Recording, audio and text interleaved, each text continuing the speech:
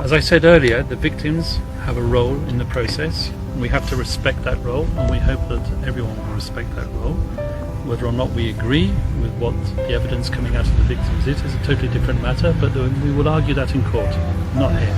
You previously said that there is a compelling reason to believe that the case against the former president will be junked before the confirmation of charges hearing? Well, the word junked is not something that I used. That was something that a reporter earlier used. So what is your term, What I'll sir? say is that there is a compelling argument that the court cannot exercise its jurisdiction over the Philippines situation.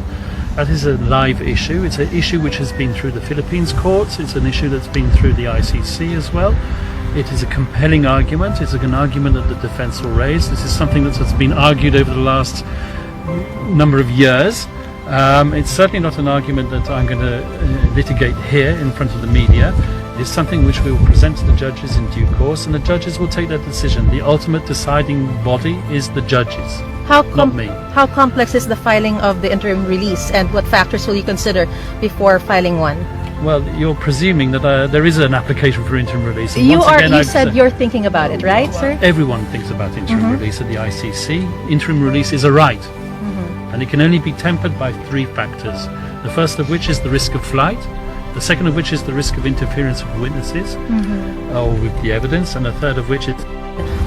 Why or how will this protest interfere with the case? And what I want to say on that matter is that the other day he celebrated his 80th birthday.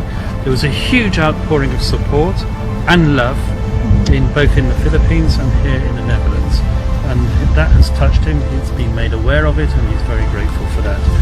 The family want to make it clear, and he endorses this, that there should be no interference with the judicial process.